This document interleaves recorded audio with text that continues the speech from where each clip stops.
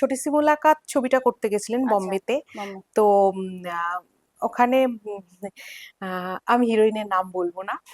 তো যে হিরোইন ছিল ওনার সঙ্গে একটা ডান্সের সিন ছিল, ঠিক হুম আছে। হুম প্রথমে তো হিরোইন বলা হয়েছিল বম্বে থেকে যে হুম। বাংলা হিরোর সঙ্গে কাজ করা কাজ চলবে না।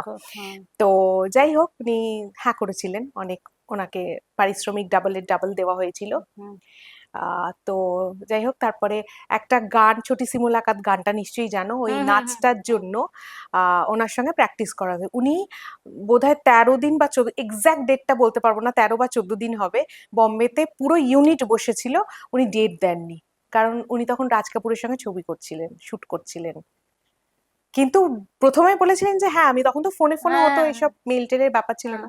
প্রথমে বলেছিলেন যে হ্যাঁ হ্যাঁ, করবেন। কিন্তু তারপরে ডেট দেননি। এবং এটা ইটস কাইন্ড অফ স্যাবোটাজ, যে ওখানে বাঙালিকে করতে দেওয়া হবে না, বিশেষ করতে করে হবে ওই না। মাপের হ্যাঁ যারা স্ট্রাগল করছে। হুম তারপর অনেক বাঙালি হিরো কিন্তু ভেবে দেখো গেছে, হুম। ওখানে একটা জায়গাও করতে পেরেছে। কিন্তু একদম মানে এখানে যে একদম মহানায়ক, সে ওখানে গিয়ে কাজ করতে পারবে না, সেটা একটা এক ধরনের স্যাবোটাজ।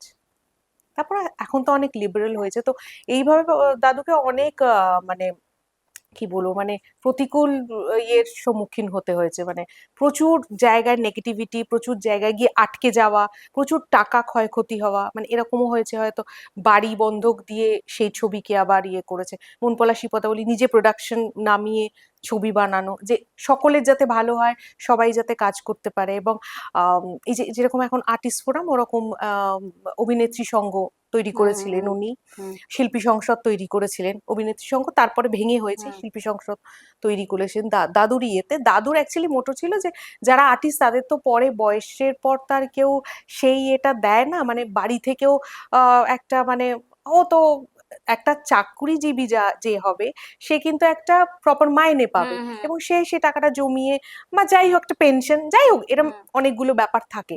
কিন্তু শিল্পীদের তো এই ব্যাপারটা থাকে না। আমাদের শিল্পীদের যত অবধি তুমি কাজ করতে পারছো টাইম করতে পারছো, পিরিয়ড তারপরে আর থাকে। হ্যাঁ, তারপরে আর তুমি ইয়ে করতে পারবে না। তো সেই জন্য তাদের যাতে আহ অসুস্থ হয়ে গেলে যাতে হসপিটালের প্রবলেম না হয়, তো উনি এরকম অনেক জায়গা কিনেছিলেন, কিনে রাখা হয়েছে।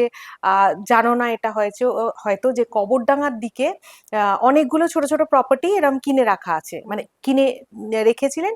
এবং অনেক লোককে ওরা হয়তো চেয়েছে, তারা তাদেরকে দিয়েও দিয়েছেন, হুম যে ঠিক আছে তোরা থাক। ওইসব এরিয়ায় তো আমি যখন শুট করতে গেছি, আমাকে এসে হয়তো চাওয়ালা বা লাইট যিনি ধরেন, হুম লাইটম্যান এসে বলছে, দিদি কবরডাঙ্গায় আপনার দাদু ওখানে বাড়ি করেছেন, আমার দাদুর সময় ওইখানে আমরা থাকি এখন। মানে এটা আমরা জানি না, উনি বলেন উনি হুম। তো এইগুলো উনি করেছেন। যার জন্য বললাম না প্রথমেই যে বৈষয়িক ছিলেন না, এখানে প্রপার্টি কিনছে, যেতে যেতে রাস্তায় হঠাৎ করে মনে হলো দুর্গাপুরে বাহ কি ভালো ধান জমি, কিনে নাও। মানে 3 বিঘে 4 বিঘে 5 বিঘে কোনো ঠিক নেই, কিনে নিল। এবার সেই দলিল বা সেই কাগজ যে কোথায়, কেউ জানে না।